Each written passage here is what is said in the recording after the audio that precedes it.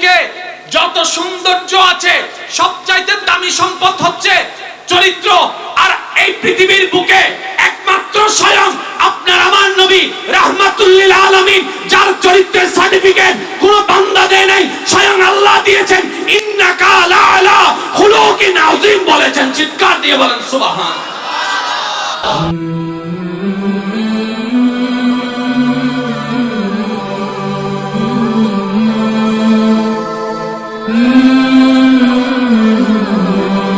কিন্তু হাজার কিছুর পরে আমাদের একটা পরিচয়, আমরা আল্লাহর বান্দা। কথা বলেন ঠিক কিনা? এই কথা নিয়ে কারো কোনো দ্বিমত, এই কথা নিয়ে কারো কোনো মত পার্থক্য? এবার আপনারাই আওয়াজ দেন, যারা আল্লাহর বান্দা আছেন আপনারাই আওয়াজ দিবেন। যে যে দল করেন সমস্যা নাই। আপনার আল্লাহর ডিজাইনে কোনো ভুল, আপনার আল্লাহর মনোনয়নে কোনো ভুল, আপনার আল্লাহর পছন্দের মধ্যে কোনো ভুল, আপনার আল্লাহর দেওয়ার মধ্যে কোনো ভুল, আপনার আল্লাহর কোনো ডিজাইনের মধ্যে ভুল, আপনার আল্লাহর সাজানোর মধ্যে কোনো ভুল। সেজন্য কুরআনুল কারীমকে বলা হয় নির্ভেজাল কিতাব। জালিকাল কিতাব লা রাইবা ফি, এমন একটি কিতাব যেই কিতাবে কোনো সন্দেহ, জোরে বলেন না, যে কিতাবে কোনো সন্দেহ। হাজার বার আয়াতটা শুনেছি কিন্তু কখনো বুঝার চেষ্টা করি নাই আল্লাহ এখানে কি বলতে চেয়েছেন। একটু খেয়াল করবেন যুব সমাজ, আমি যতক্ষণ আছি পাগলামি চলবে, এরপরে ওয়াইজ চলবে। কথা বলে না কেন? আমি যতক্ষণ আছি পাগলামি করেন, এরপর ইনশাআল্লাহ ওয়াইজ চলবে। এবার আমি বলি, যতগুলা পৃথিবীর বুকে রাইটারে কিতাব লিখেছে, কিতাবের শেষে গিয়ে একটা লাইন লিখেছে, এই বইয়ে যদি কোনো প্রকার ভুল ভ্রান্তি থাকে ক্ষমা সুন্দর দৃষ্টিতে দেখবেন। আবার অনেকে লেখে এই ইমেল অ্যাড্রেসে আমাদের ভুলগুলাকে জানিয়ে দিবেন। কোথায় লেখে? শেষে। কোথায় লেখে?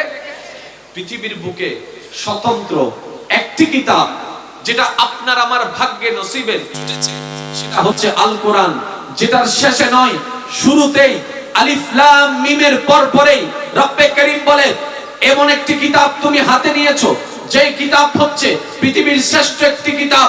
এই কিতাব হচ্ছে এমন একটি কিতাব যেখানে বিজ্ঞানের তত্ত্ব পাওয়া যাবে, আর্টসের নিয়ম পাওয়া যাবে, রাষ্ট্রবিজ্ঞান পাওয়া যাবে, সমাজ বিজ্ঞান পাওয়া যাবে, বিভিন্ন জ্ঞান এই কিতাবে মওজুদ আছে। যা আবিষ্কার হয়েছে তাও মওজুদ আছে, যা আবিষ্কার হয় নাই তাও মওজুদ আছে, যা দেখা যায় তাও মওজুদ আছে, যা দেখা যায় না তাও এই কোরআনে মওজুদ আছে। এবার বান্দা যখন সবকিছু গবেষণা করার জন্য, সেই কোরআনকে অধ্যয়ন করার জন্য যখন সে হাতে নিল, কোরআন খোলার সাথে সাথে সে প্রথমে আয়াত পড়লো আলিফ লাম মিম, তারপরে পড়লো জালিকাল কিতাবু লা রাইবা ফি হুদাল লিল মুত্তাকিন। সে অবাক হয়ে গেল, কিন্তু প্রত্যেকটা রাইটার তো কিতাবের শেষে না কথা একটা লেখে, আর লেখে কি, যদি ভুল তাকে ধরিয়ে দিয়েন, যদি ভুল তাকে ক্ষমা করে দিয়েন। কিন্তু এমন কথা তো কেউ বলতে পারে নাই। বলে কেমন কথা? বলে যেটা তো এমন একটি চ্যালেঞ্জ করছে, এই কিতাবে কোনো সন্দেহ নাই, এই কিতাবে কোনো সন্দেহ নাই। নিশ্চয় আল্লাহ তুমি এই আয়াত কেন নাজিল করলা? রব্বে করিম বলে, পড়বা পড়ে, অর্থ করবা পড়ে, গবেষণা করবে পড়ে, যাচাই করবা পড়ে, আবিষ্কার করবা পড়ে। আগে এই কথায় একমত হয়ে যাও, কারণ অবিশ্বাসীদের জন্য কিতাব নয়, বিশ্বাসীদের জন্য কিতাব দিয়েছে। সুবহানাল্লাহ, আল্লাহু আকবার।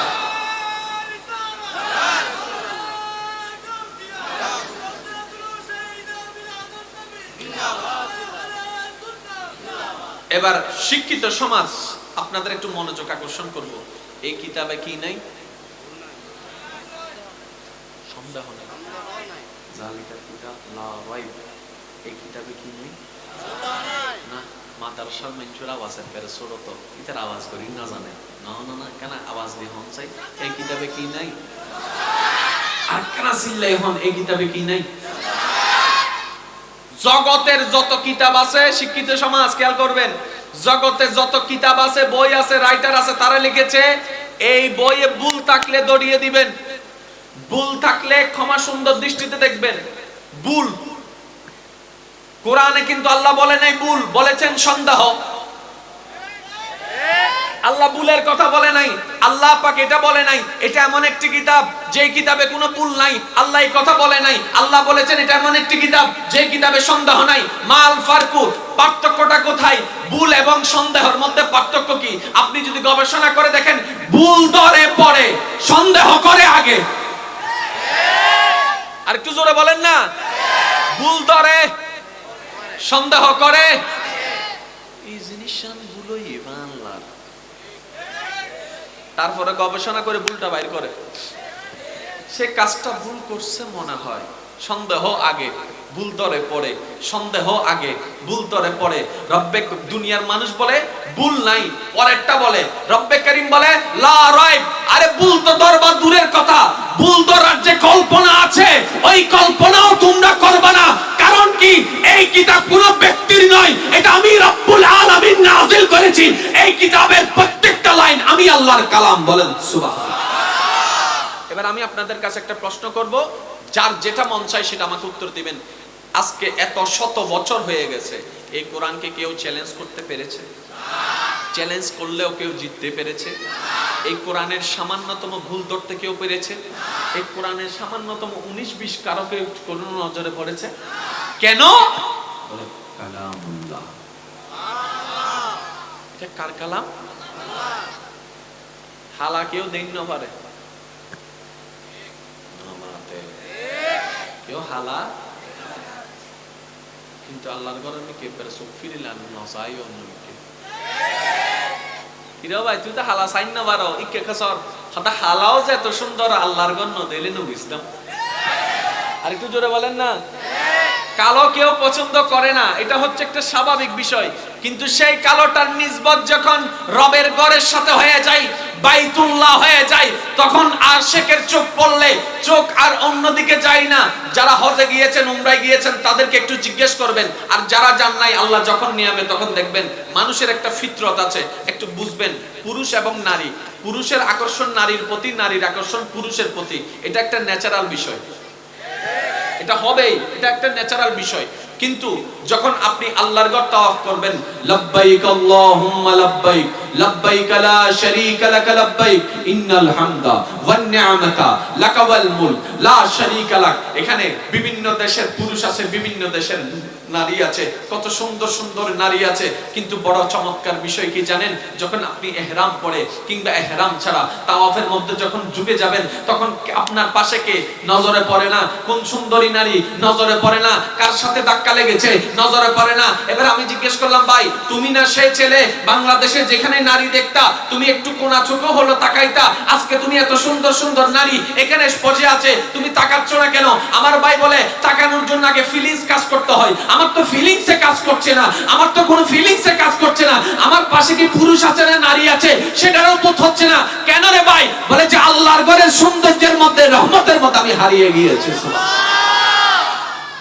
যারা হজে গিয়েছেন, উমরা গিয়েছেন, তাদেরকে জিজ্ঞেস করবেন তাওয়াফের সময় ধাক্কা খাইলো, খবর নাই, হম্বরি মতো ধাক্কা খাইলো। আর আমি ভাবি আল্লাহর ঘর দেখে যদি আমরা এরকম বেখবর হয়ে যাই, যারা আল্লাহর প্রেমে নিজের জীবনকে সাজিয়ে দিয়েছেন তারা কেমন বেখবর হয়েছে? একটু ভাবনার বিষয় ভাই। ইসলাম তর্কের বিষয় নয়, ইসলাম বুঝার বিষয়। এবার যুবক ভাইরা আমাকে একটু ফুল ভলিউমে আওয়াজ দিয়ে সহযোগিতা করেন, যেহেতু সময় খুব অল্প। একটু খেয়াল করবেন, কোরআন কেন নির্ভেজাল?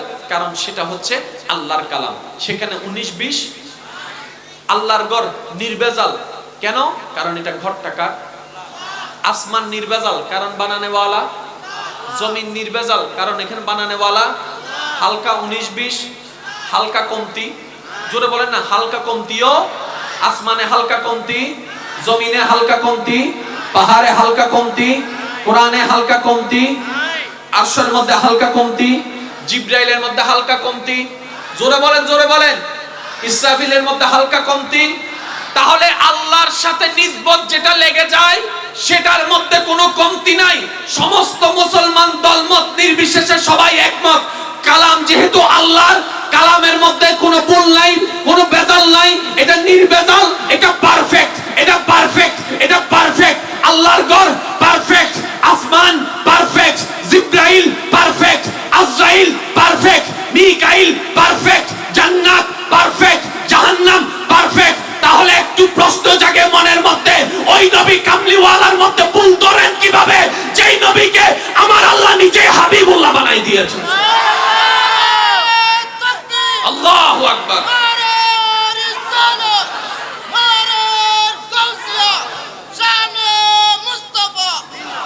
একটা কথা বুঝেন, আমাদের ভিতর কমতি আছে না নাই? নাই বলে কখন পুরো কমতি,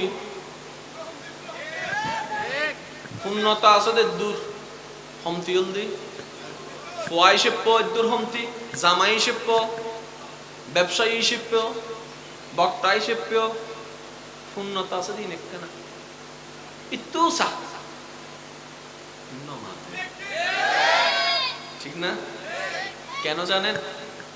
আমরা এখনো বান্দা হতে পারিনি।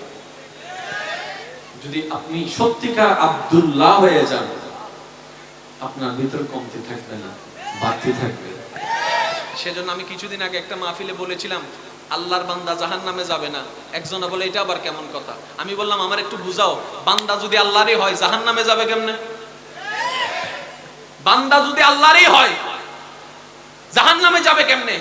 প্রতিটা কিছু মনে রাখবেন, এই কথাটা একদম মাথায় বসা নেন। প্রত্যেকটা কিছুর সম্মান নির্ভর করে নিসবতের উপর। আমি যদি রিকশাওয়ালা হই, আমার বউকে রিকশাওয়ালার বউ বলবে। আমি যদি অফিসার হই, আমার বউকে অফিসারের বউ বলবে। আমার মাকে অফিসারের মা বলবে। তাহলে নিসবতের উপর সবকিছু ডিমান্ডেড।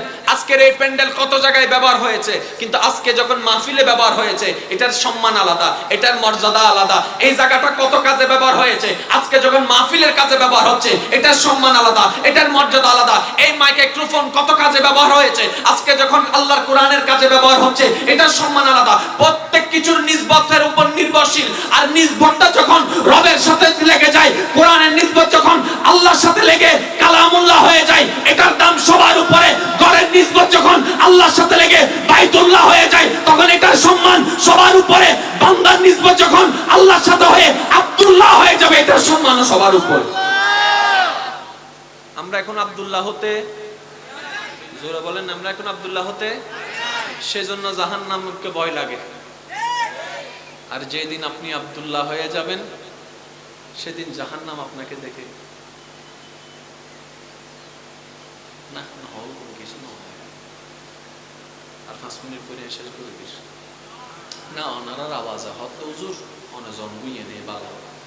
কারণ আই কেন বদ অভ্যাস আছে, নিজে ওয়াইজ যে দূর করি, শ্রোতার দিয়ে আরো বেশি করে। আই কিল্লে করে হত্যারণ্য ভাই মনত তাই বেললাই ছোটবেলার মনত আছে না, সারা পারাই তো দেখ এক এক এক, আর হইতাম এক এক এক। তো সাত তুই হরাইলি তুই যেত আমার ওকে হরাইতে লাগবো। তো সিল্লাই ফেললে মনত তাহে, সিল্লাই ফেললে কি তাহে। তো মা ফিলি নুনি গেলে তুই তো মনত রাখম ফরিব না ফরিব, বলে 10 জনের বুঝাইবেন কেন? এবার আর হতান বুঝন। একটু খেয়াল করবেন মেহেরবানি করে সম্মানিত ভাইয়েরা, আল্লাহর সাথে নিসবত লাগলে এটা যখন পারফেক্ট হয়ে যায়, এটার মধ্যে আর লিকিংস কমতি নাই। এবার আমি প্রশ্ন করব, আমরা কার বান্দা? নবী কার বান্দা? তা আমাদেরকে বানিয়েছেন বান্দার ক্যারেক্টারে, নবীকে বানালেন নবীর ক্যারেক্টারে। তাহলে এই নবীকে বাছাই করলেন কে? জোরে বলেন না। আল্লাহ যেহেতু বাছাই করেছেন, আপনারাই বলেছেন আল্লাহর বাছাইয়ের মধ্যে কোনো ভুল, তার মানে আমার নবীর মধ্যে কোনো ভুল। এবার বলেন নবীকে যা দিয়েছেন কে দিয়েছেন? তাহলে আল্লাহর দেওয়ার মধ্যে কোনো ভুল, তার মানে নবীর পাওয়ার মধ্যে কোনো ভুল। তার মানে আপনি যদি নবীকে নিয়ে প্রশ্ন করেন, প্রশ্নটা নবী পর্যন্ত থাকবে না, ওই বাছাইকৃত যিনি বাছাই করেছেন ওনার উপরে চলে যাবে। আর আপনারাই জানেন আল্লাহর ব্যাপারে 19-20 করলেই ঈমান চলে যাবে। তার মানে নবীর ব্যাপারে সন্দেহ পোষণ করা মানে আল্লাহর কুদরত নিয়ে সন্দেহ পোষণ করা। নবীর ব্যাপারে প্রশ্ন তোলা মানে আল্লাহর বাছাইয়ের মধ্যে প্রশ্ন তোলা। নবীর কুদরত, নবীর মুজিজা নিয়ে প্রশ্ন করা মানে আল্লাহর রহমত নিয়ে প্রশ্ন করা। সুতরাং নবীর ব্যাপারে ক্লিয়ার মানে আল্লাহর ব্যাপারে ক্লিয়ার, ঈমান সুন্দর হয়ে যাবে। বলেন সুবহানাল্লাহ। এবার বুঝতে পেরেছেন কেন নবীর বিষয়টা কত অথেন্টিক, কেন নবীর বিষয়টা এত ইম্পর্টেন্ট? কারণ নবীর মধ্যে যা আছে সব দিয়েছেন কে? আল্লাহ। আর জোরে বলেন আল্লাহ। এবার আসেন,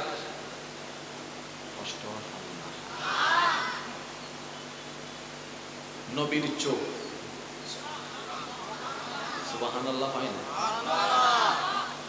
নবীর ফট মোবারক, নবীর কান মোবারক, নবীর কপাল মোবারক, নবীর দাড়ি মোবারক, নবীর ওয়াদুহা ওয়ালা চেহারা মোবারক। পৃথিবীর বুকে এত সুন্দর আর কেউ, হাদিস মনে পড়ছে বলি, আম্মা জান আয়েশা সিদ্দিকা রাদিয়াল্লাহু তাআলা বসে আছেন, কিছু মহিলারা ওনার পাশে বসে আছে। আর আপনারা তো জানেন মহিলারা 5-10 জন হলেই একটা মিটিং, বিভিন্ন রকমের কথা এখানে শুরু করে। তো মদিনার এই 5-6 জন মহিলা মিলে কাজ করছেন আর কথা বলছেন। কথায় কথায় উঠতে উঠতে একজন মহিলা বলে ফেললেন, আচ্ছা ইউসুফ নবী জানে কত সুন্দর ছিল, ইউসুফ নবীকে দেখে নাকি মিশরের নারীরা আপেল কিংবা লেবু কাটতে গিয়ে আঙ্গুল কেটে ফেলেছে, দেখি তো নাই কেমন সুন্দর হতে পারে, কত অদ্ভুত সুন্দর হতে পারে। মহিলারা মিলে আলোচনা করছেন। আওয়াজটুকু আমাদের আম্মাজান আয়েশার কান পর্যন্ত পৌঁছাই গেলেন। আম্মাজান আয়েশা তাদের কথা শুনে মুস্কি হেসে বললেন, আরে তাদের ভাগ্য ভালো, ইউসুফকে দেখেছে, আমারটাকে দেখে নাই, আমারটাকে দেখে নাই, আমারটাকে দেখে নাই। ভাগ্য তাদের ভালো, ইউসুফকে দেখেছে, আমারটাকে দেখে নাই। আর এই ইউসুফের সৌন্দর্যে যদি এত মুগ্ধ হয়, আপেল কাটতে গিয়ে লেবু কেটে ফেলে, আমারটাকে দেখলে তো কলিজাকে দেই খাওয়াই দিত। সুবহানাল্লাহ। মনে রাখবেন, আল্লাহ সৌন্দর্য সৃষ্টি করেছেন 100 ভাগ। নমাতে হয় ভাগ, 99 ভাগ আলাদা করেছেন, 1 ভাগ আলাদা করেছেন। এই 1 ভাগকে 2 ভাগ করেছেন। 50 ভাগ সারা সৃষ্টিকে দিয়েছেন। 50 ভাগ ভাগ করে করে সারা সৃষ্টিকে দিয়েছেন। এই সারা সৃষ্টির মধ্যে পেয়ে আপনি সুন্দর আর কি, আপনি সুন্দর আর কি, এই একখানাই। আর বাকি 50% দিয়েছেন ইউসুফ নবীকে। 100 ভাগের 99 ভাগ আলাদা, 1 ভাগ, ওই 1 ভাগকে আবার কয় ভাগ? 50 দিয়েছেন সবার মধ্যে। এই 50 পেয়ে সাগর সুন্দর, ওই 50-র অংশ পেয়ে আসমান সুন্দর, এই 50-র অংশ পেয়ে মা সুন্দর, এই 50-র অংশ পেয়ে আপনার মেয়ে সুন্দর, এই 50-র অংশ পেয়ে কত সুন্দর বান্দরবন আপনার খাগড়াছড়ি সুন্দর, ওই 50-র অংশ পেয়ে আপনি সুন্দর। আর বাকি 50 এককভাবে আল্লাহ ইউসুফ নবীকে দান করেছেন। বাকি আছে কত? 99 ভাগ। ইমাম গাজ্জালি বলে ওই বাকি 99 ভাগ আল্লাহ আমাদের নবীকে দান করেছেন। এখন চিন্তা করে দেখেন, সুন্দর কারে বলে, কত প্রকারও কি কি, প্রত্যেক প্রকারের 1000টা করে উদাহরণ পাওয়া যাবে। এবার আসেন একটু খেয়াল করুন,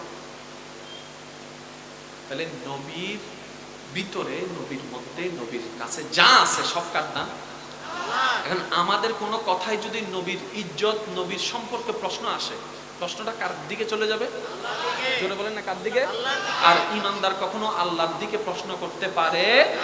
আল্লাহ করলো আলহামদুলিল্লাহ, না করলো আলহামদুলিল্লাহ, দিল আলহামদুলিল্লাহ, না দিল আলহামদুলিল্লাহ। আল্লাহ মূসাকে কালিমুল্লাহ বানিয়েছেন, এটারও হিকমত আছে। আল্লাহ ইব্রাহিমকে খলিলুল্লাহ বানিয়েছেন, এটারও হিকমত আছে। আল্লাহ নূহ আলাইহিস সালামকে প্লাবনে ফেলেছেন, এটারও হিকমত আছে। ইব্রাহিমকে আগুনে ফেলেছেন, এটারও হিকমত আছে। এটা আল্লাহর কুদরত, এটা নিয়ে প্রশ্ন করার অধিকার আমাদের কারো নাই। এটাই হচ্ছে বান্দার কাজ।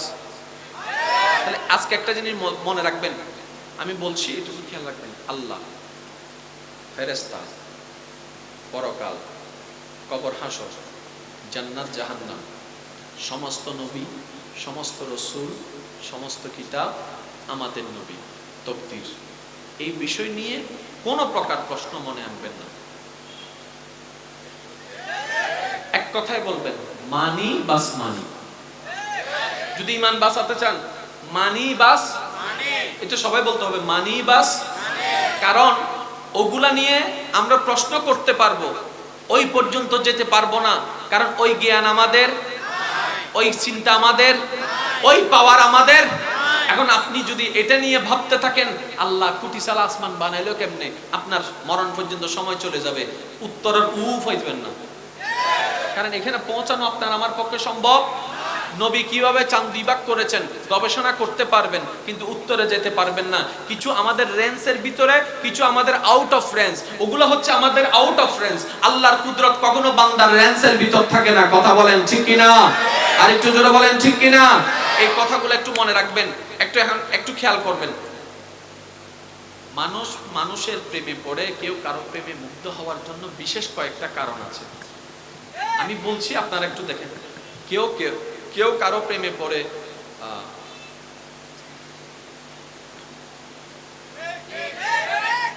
গায়ে হলুদের হতা বলি গিয়েও না, ওজন্য গায়ে হলুদ তো যাদের শুধু এঙ্গরি বেললে না এন্ডা নাই তো না এন্ডা নাই ভাঙলা আওয়াজই নিলে গা আর কারো জোর হন না তাহলে গায়ে হলুদ আজকাল গায়ে হলুদ নয় আজকাল গায়ে হলুদ হলে ফ্রেমর বাজার সোনা মনায় চাইব নি সিডি দিয়ে নাম্বার কান দিয়ে দিব ঠিক না বে ঠিক তাহলে মুসলমান উজুরক কলেজের থেকে বিরোধিতা করে তো ওনারা কষ্ট হয়ে যান কিন্তু ওনার মায়ের উজুরে বাঁচার দেন তো অন্য হইতে লাগবে অন তো মনে করতে লাগবে উজুরক কলে আর বিপক্ষে ন ন উজুরক কলে ওনার মাইয়ের বাঁচার দে ওনার পটকলরে বাঁচার দে সত্যি কি রহন প্রেম কি বালা না খারাপ বালা হই দিব অন্য বিয়ের আগে প্রেম কি বালা না খারাপ জানা করেন কি বালা না খারাপ ইনসুর অধ্যহনটা তুন বেশিরভাগ অধ্যে বিয়ের তুন নয়তো স্কুল কলেজের তুন ঠিক না কেন সাবধানে থাকতো না ভাই নিজে বাঁচিলে বাহন না নিজে বাঁচিলে বাহন না আল্লাহ আর বেগুনের মুসিবত তৌফিক দান করুন তাহলে বেশিরভাগ ক্ষেত্রে ভালো লাগা সৃষ্টি হয় ভালোবাসা সৃষ্টি হয় আমি বলে আপনারা একটু আওয়াজ দিয়ে বলেন কি থেকে দ্বিতীয় নম্বর বুঝেন না মনে 6 মাস হতা হইয়ে রে ফলগি সামাইরে দেহতে বেড়া আছে না নাই আরো জোর হন আছে না নাই কারণ কিছু কিছু সফটওয়্যার বের হয়েছে ভয়েস পর্যন্ত চেঞ্জ করে দেয় এদিকে আওয়াজ করবেন পুরুষের আওয়াজটা যাবে মহিলার তাহলে প্রেমে পড়ার জন্য কয়েকটা কারণ প্রথমত চেহারা তারপরে একটা হচ্ছে যে ভয়েস তৃতীয় নম্বর না হত হাসি চতুর্থ নম্বর পঞ্চম নম্বর চরিত্র ক্যারেক্টার পঞ্চম নম্বর কি এবার আপনারাই বলেন এই পাঁচটার ভিতরে সবচেয়ে দামি কোনটা আমার কথা কি আপনারা বুঝতে পারছেন না বুঝলে একটা আওয়াজ দেন মানুষ কাউকে ভালোবাসার জন্য প্রধান 5টি কারণ লাগবে এই 5টি কারণের ভিতর আমি বললাম 5টি কারণ চেহারা আছে হাসি আছে কণ্ঠ আছে চোখ আছে চরিত্র আছে এই 5টার ভিতর শ্রেষ্ঠ কোনটা আরো জোরে বলেন আরো জোরে বলেন তাহলে এই চরিত্র যখন চলে আসবে চেহারার আর দাম নাই এই চরিত্র যখন চলে আসবে চোখের আর দাম নাই এই চরিত্র যখন চলে আসবে হাসির কোনো দাম নাই এই চেহারা যখন চরিত্র যখন চলে আসবে চেহারার সৌন্দর্যের দাম নাই আপনার আমার সংসার জীবনের ভালোবাসা যদি চরিত্রকে মূল্যায়ন করে হতো চেহারাকে মূল্যায়ন করে না করে তাহলে প্রত্যেকটা সংসার ভালোবাসায় পূর্ণ হয়ে যেত তখন আর বলতেন না আমার বউ কালা হয়েছে আমার জামাই কালা হয়েছে এই কথা আর আসতো না কালা হইলো আলহামদুলিল্লাহ না হলো আলহামদুলিল্লাহ কারণ আমি ভালোবেসেছি তার চেহারা দেখে নয় তার মন দেখে তার চরিত্র দেখে কথা বলেন ঠিক কি না এবার আপনারা বলেন সংসার কি সুন্দর হতো কি হতো না কিন্তু আপনি আমি ওই বুঝটা বুঝি নাই যার কারণে ওই চেহারার ভিতর আটকাই আছি আমি কি বুঝাতে পারলাম এবার আসেন কয়টা জিনিস বললাম কয়টা জিনিস সবাই মিলে বলবেন 1 নাম্বার চেহারা 1 number 2 number 3 number 4 number 5 number চরিত্র বাস এটাই তো আর কারো কোনো দ্বিমত আছে জোরে বলেন কারো কোনো দ্বিমত আছে এবার আসেন চোখ আমার নবী রাহমাতুল লিল আলামিনের মতো একটা চোখ আইনা দেখান পৃথিবীর বুকে নবী রাহমাতুল লিল আলামিনের চোখের মতো একটা চোখ দেখান মা যাগাল বাসার নবী রাহমাতুল লিল আলামিনের ভয়েসের মতো কণ্ঠের মতো আওয়াজের মতো একটা আওয়াজ এনে দেখান নবী রাহমাতুল লিল আলামিনের মুস্কি হাসির মতো একটা হাসি এনে দেখান আরে এই হাসি তো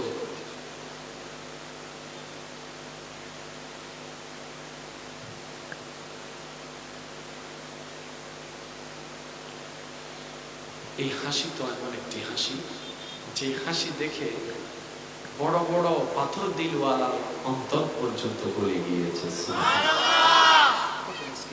তাহলে দেখেন চোখের বিষয়ে নবী 100 কণ্ঠের বিষয়ে নবী 100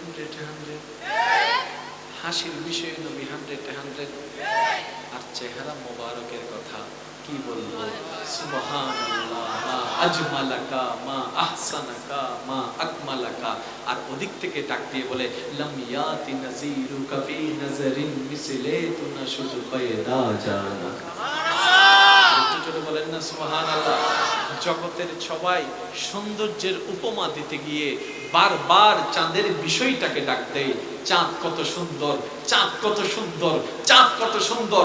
এবার বিশ্ববাসী যখন চাঁদের দিকে তাকিয়ে আছে, কল্পনার জগতে দেখা যায় চাঁদটা একদিকে তাকিয়ে আছে। এবার প্রশ্ন করে, ও চাঁদ, সবাই তোমার দিকে অপলক নয়নে তাকিয়ে আছে, তুমি আছো কোন দিকে তাকিয়ে? এবার চাঁদে উত্তর দেয়, তোমাদের জন্য আমি চাঁদ যেমন, আমি আমার চাঁদকে দেখছি। ও চাঁদ, তোমার চাঁদ কোনটা? বলে মদিনা ওয়ালা মুস্তাফা। এবার আসেন, চাঁদও যত সুন্দর, চাঁদও যত সুন্দর, ওই 50% এর অংশ। আরে জোরে বলেন না রে ভাই। চাঁদও যত সুন্দর, ওই 50% এর অংশ। আর আপনার আমার নবী হচ্ছে 99। এবার আমি কথা শেষ করছি। তাহলে চোখের মধ্যে নবী 100, আওয়াজের মধ্যে নবী 100, হাসির মধ্যে নবী 100, চেহারা মোবারকের মধ্যে নবী 100। এই চারটা বিষয়ে নবীর সাথে তুলনা দেওয়ার মতো, নবীর সাথে প্রতিযোগিতা দেওয়ার জন্য, নবীর সাথে কম্পেয়ার করার মতো কেউ? জোরে বলেন, কেউ? আপনার কাছে থাকলে আমাকে একটু ছবি এনে দিবেন। আপনার কাছে থাকলে আমাদের কাছে একটা ছবি এনে দিবেন, আমরা একটু দেখবো। এবার আসেন, সবচেয়ে দামি কোন জিনিসটা বলেছেন? জোরে বলেন। আমার নবীর চরিত্র।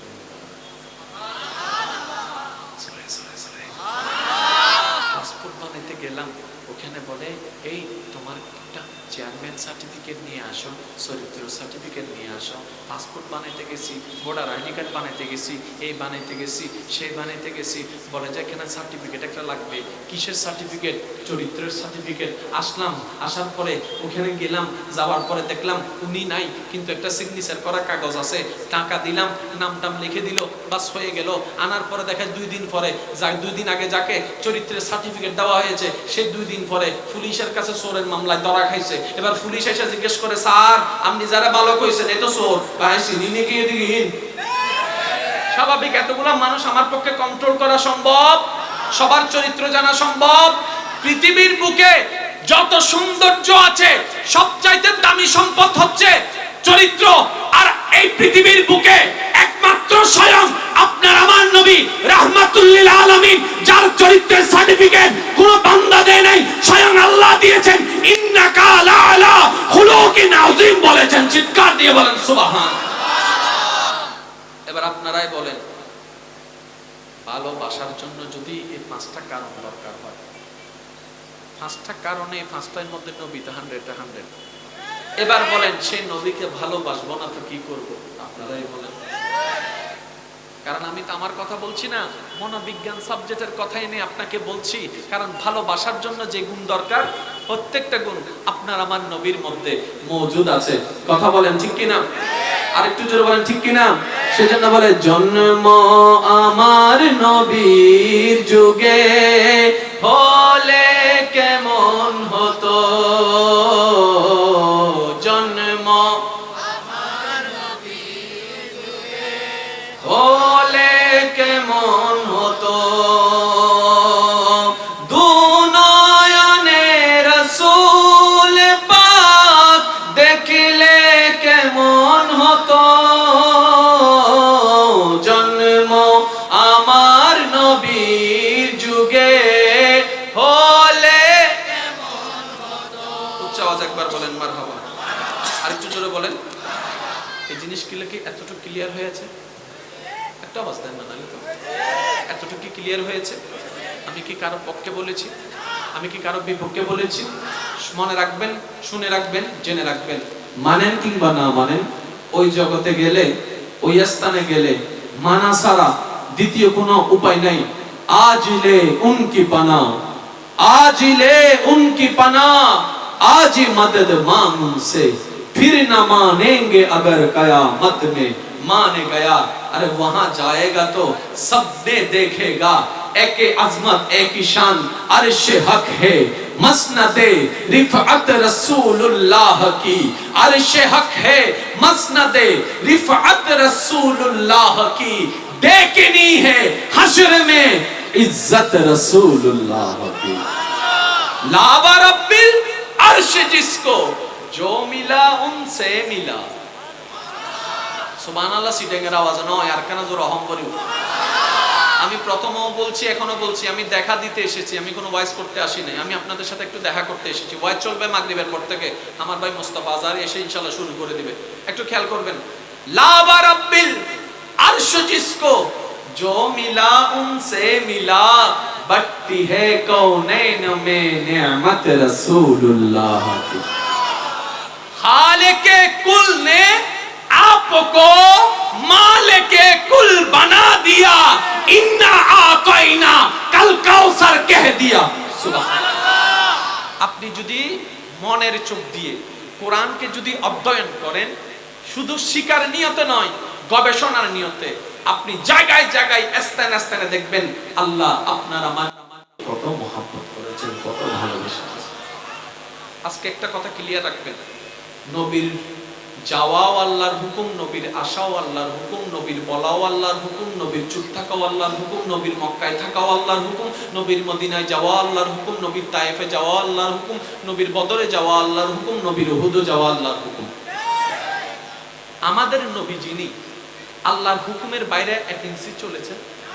আপনারা কি মনে হয় আল্লাহর হুকুমের বাইরে এক ইঞ্চি একটা কাজ করেছেন? তাহলে সেই নবী যদি উহুদে যায় সেটাও আল্লাহর হুকুম, দমদান মোবারক যদি শহীদ হয় সেটাও আল্লাহর হুকুম। কার হুকুম? আল্লাহ। জোরে বলেন না কার হুকুম? আরেকটু চিল্লায় বলেন কার হুকুম? তাহলে নবীর বলা আল্লাহর হুকুম, নবীর চুপ থাকা আল্লাহর হুকুম, নবীর মক্কায় থাকা আল্লাহর হুকুম, মদিনায় যাওয়া আল্লাহর হুকুম, তায়েফে যাওয়া আল্লাহর হুকুম, বদরে যাওয়া আল্লাহর হুকুম, উহুদে যাওয়া আল্লাহর হুকুম, খন্দকে যাওয়া আল্লাহর হুকুম, শাদী করা আল্লাহর হুকুম, ব্যবসা করা আল্লাহর হুকুম, কাজ করা আল্লাহর হুকুম, নামাজ পড়া আল্লাহর হুকুম, রোজা করা আল্লাহর হুকুম, মক্কায় যেতে গিয়ে না যাওয়া আল্লাহর হুকুম, আবার মক্কায় যাওয়া আল্লাহর হুকুম, ফতেহ মক্কা আল্লাহর হুকুম, দুনিয়াতে থাকাও আল্লাহর হুকুম, মাটির নিচে থাকাও আল্লাহর হুকুম। আর বান্দাকে আপনারা কাকে বলে বান্দা বলেছেন? যে আল্লাহর সন্তুষ্টিতে নিজেকে সন্তুষ্ট রাখে সেই তো বান্দা। বান্দার কোয়ালিটি কি? যে আল্লাহর সন্তুষ্টিতে নিজেকে কি রাখে? সন্তুষ্টি রাখে। এবার আল্লাহ বলছেন হাবিব আপনাকে এখন পাঠাবো না, আদমকে পাঠাবো। আমার নবী বলে আল্লাহ আপনি যেমন চান। আজি সুবহানাল্লাহর আওয়াজ আত্ম মজা না লাগে। যার যত শক্তি আছে একবার জবান খুলে বলেন তো সুবহানাল্লাহ। এই আওয়াজটা কার জন্য রেখে দিয়েছে? আল্লাহ এবং রাসূলের জন্য না? আওয়াজ দিয়ে বলেন না একবার সুবহানাল্লাহ।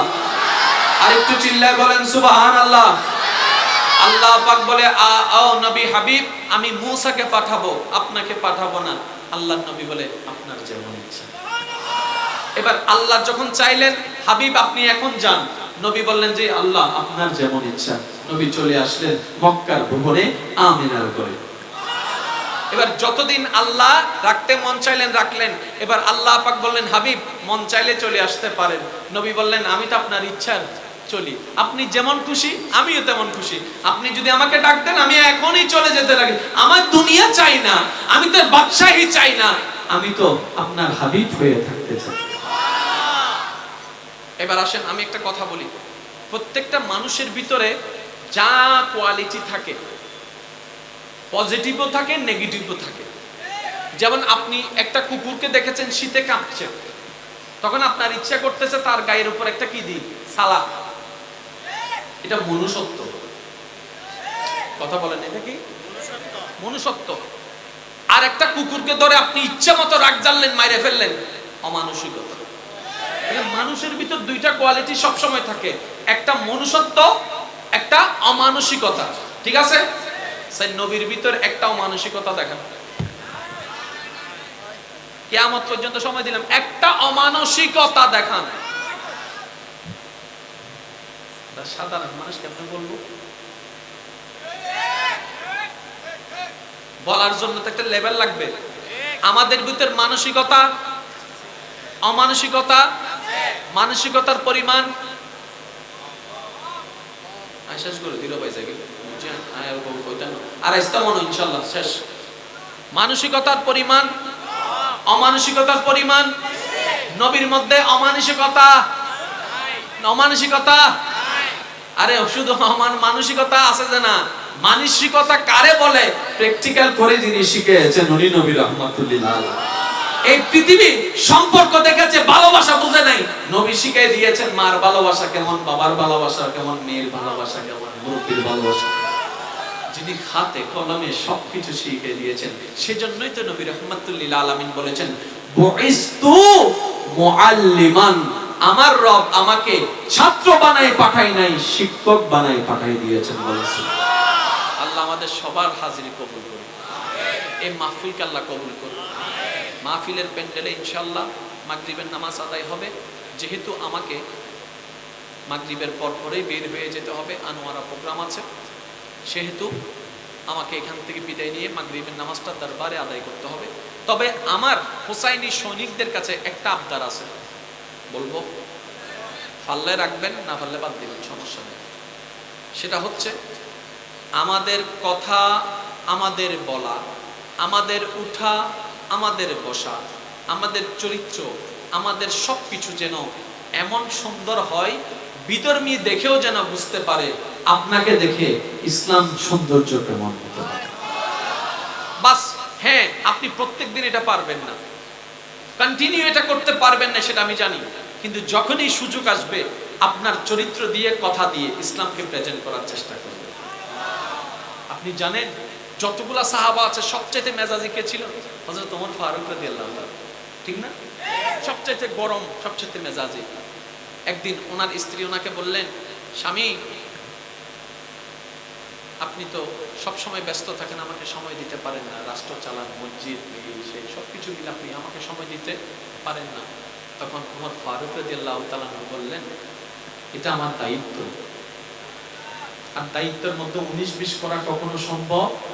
আর এই দায়িত্বটা কোনো ব্যক্তি দেয় নাই, নবী রাহমাতুল্লিল আলামিন থেকে এসেছে। উনি স্বামী হয়ে কি করলেন জানেন? স্ত্রীকে কি বললেন? তোমার যদি হক নষ্ট করে থাকি আমাকে মাফ করে দিও, আমার বিপক্ষে আমার আল্লাহকে নালিশ করিও না। স্বামী হয়ে স্ত্রীকে বলছেন, আমি যদি তোমার হক নষ্ট করে থাকি আমাকে তুমি মাফ করে দাও, আমার বিপক্ষে আমার আল্লাহকে নালিশ করিও না। তখন স্ত্রী কি বলছেন জানেন? আমি আপনাকে মাফ করতে পারি একটা শর্তে। ওমর ফারুক রাদিয়াল্লাহু তাআলা বললেন, কি শর্ত? তখন স্ত্রী বললেন, আল্লাহ যখন আপনাকে জান্নাত দিবে আপনি তখন আমাকে সাথে নিয়ে যেতে হবে। ঝগড়া হয়েছে, কিন্তু কেমন ঝগড়া দেখেন, ঝগড়ার ভিতরে আল্লাহ এবং রাসূল, সুবহানাল্লাহ বলে না? ঝগড়ার ভিতরে আল্লাহ এবং রাসূল, মনোমালিন্যের ভিতরে আল্লাহ এবং রাসূল।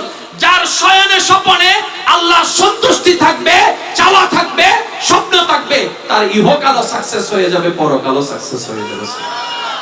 নবী ছাড়া নাই সাহারা, জানো দুনিয়া ওয়ালা। আল্লাহর ওয়াস্তে আমি হাত জোর করে বলছি, আমি কারোর পক্ষেও নই, আমি কারোর বিপক্ষেও নই। মনে রাখবেন, আমি আমার নফসের বিপক্ষে, আমি আমার কলবের পক্ষে। কারণ নফস আমার দুশমন, আমি সবসময় নফসের বিপক্ষে। একটা করজোরে অনুরোধ করতে চাই, যে কথাটা সেটা হচ্ছে আজকে থেকে আমরা যেন আমাদের জবানকে চুপ রাখার চেষ্টা করি। কারণ যত ঝামেলা ইন্টারনাল হোক, এক্সটার্নাল হোক, এই জবান হচ্ছে সবচেয়ে বড় ঝামেলা। সেজন্য নবী রাহমাতুল্লিল আলামিন বলেছেন, আকিফুল লিসান, উম্মত যদি সহজ চাও তোমার জীবন সুন্দর হোক, জবানকে তালা লাগাই দাও। চিটাঙের ভাষায় বলতে গেলে বোবা মানুষের কোনো শত্রু নাই, এই কথাটাই হাদিসের ছায়া। সেটা কি? যত চুপ থাকবেন তত আপনি মনের কথা শুনতে পাবেন। আল্লামা রুমি কি বলেছেন? যদি মনের কথা শুনতে চাও জবানকে চুপ করে ফেলো। ইনশাআল্লাহ আমরা আজকে থেকে আল্লাহর বান্দা হওয়ার চেষ্টা করব, ইনশাআল্লাহ বলেন না? আজকে থেকে আমরা সবাই আল্লাহর প্রিয় বান্দা হওয়ার চেষ্টা করব, ইনশাআল্লাহ। আজকে থেকে আমরা সবাই নবীর ওয়াফাদার উম্মত বনার চেষ্টা করব, ইনশাআল্লাহ। আজকে থেকে আমরা সবাই 5 ওয়াক্ত নামাজ কন্টিনিউ করার চেষ্টা করব। মা বাবার সাথে কোনো বেয়াদবি চলবে না, বউয়ের হক নষ্ট করা চলবে, ভাইয়ের জায়গা দখল করা চলবে। যদি করে থাকেন দিয়ে দেন, দিয়ে দেন, এখনো সময় আছে, দিয়ে দেন। কারণ দুনিয়াতে মাপ পাওয়া যত সহজ, হাসরে মাপ পাওয়া ঠিক ততটা কঠিন। দুনিয়াতে যদি ভুল হয়, আপনার ভাই ভুল করছে আর কি, একটু জড়ায় ধরেন না, ও ভাই মাপ না বললে থাকতেন না, আচ্ছা খতন্ন করি পারিব, ও ভাই ধৈর্য তুই না মাপ কর, একবার হ মুখে না মাপ কর, মাপ কর, এদিকে আপনার বন্ধু ভাই চাচা যেটা মাফ করে দিবে, ওদিকে আল্লাহর দরবার থেকে মাফ চলে আসবে। এবার আপনারাই বলেন, ভেবে দেখেন, দুনিয়াতে মাফ পাওয়া কি কঠিন না সহজ? কিন্তু হাসরে আল্লাহর ওয়াস্তে নামাজের মাফ হতে পারে, এটা আল্লাহর ব্যাপার। আল্লাহ চাইলে আপনাকে মাফ করে দিতে পারে, কিন্তু কারো হক যদি আপনার কাছে থাকে, আল্লাহ মাফ করে দেবে। এটা টাকা দিয়ে হোক, এটা জায়গা দিয়ে হোক, এটা কাউকে আপনি জবান দিয়ে কষ্ট দিয়ে হোক, আল্লাহর ওয়াস্তে আমরা যেন নবীর সুন্নত দিয়ে জীবন সাজাতে পারি। আল্লাহ আমাদের সবাইকে সে তৌফিক দান করুক, আমিন। মাগরিবের সময় হয়েছে, আপনারা যারা ওযু নাই, আপনারা ওযু করে প্যান্ডেলের মধ্যে নামাজ পড়বেন। আজকে আমার একটা অনুরোধ আপনারা রাখবেন, কোনো কাজ করবো নাই আজকে, বিশেষ যদি ইমার্জেন্সি কাজ না থাকে, মাহফিলে সবাই অ্যাটেন্ড হওয়ার চেষ্টা করবেন। মাগরিবের নামাজের পরপর আমার ভাই মুস্তাফা রহিম আল আজহার ইনশাল্লাহ সাধ্যমতো আলোচনা করার চেষ্টা করবে। এরপরে ধারাবাহিকভাবে যেভাবে কমিটির ভাইরা, কমিটি বলবো না, আপনাদের এলাকার ভাইয়েরা, আপনাদের সন্তানেরা যেভাবে সাজায় আপনাদের দোয়ায়, ওভাবে মাহফিল চলতে থাকবে। আগামী বছর এই মাহফিল দরকার আছে না নাই? আর একটু জোরে বলেন, আছে না নাই? আল্লাহ সকলের হাজিরি কবুল করুক, মাহফিল যারা সাজিয়েছেন তাদেরকে কবুল করুক, আগামী বছর আরো সুন্দরভাবে সাজানোর তৌফিক দান করুক, আমিন।